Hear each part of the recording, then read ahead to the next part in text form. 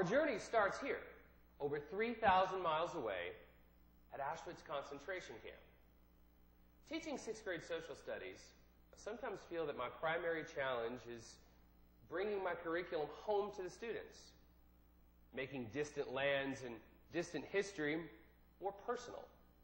I have, over the course of the last 2 years, begun devoting considerable class time to studying the Holocaust. Watching the students engage with this material is very powerful as they attempt to make sense of these terrible events and how to understand how these events could have taken place in any time or culture.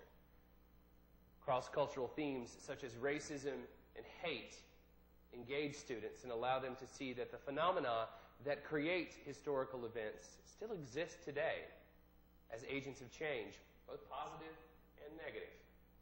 Watching students make connections to their lives has made me consider how I can connect my rather distant curriculum to events in local history.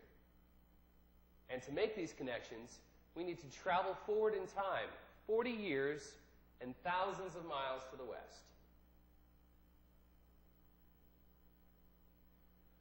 Welcome to Iredell County, less than 15 miles from where I was born and lived for much of my life.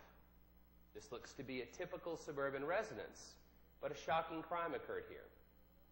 Less than 30 years ago, a young African-American girl woke up and peered out of their window at this house and saw a scene that echoed of the 60s in places like Birmingham and Mississippi. There was a cross burning in her front yard.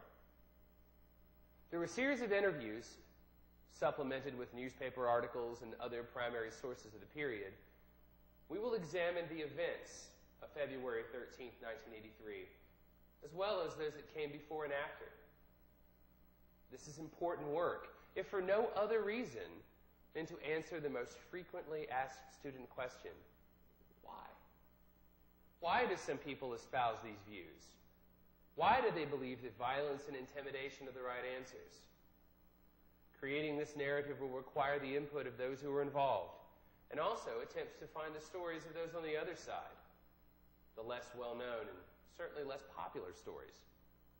Though it isn't always possible to talk to these individuals in person, we can put together a profile through the narration of others and through writings of some notable white supremacists.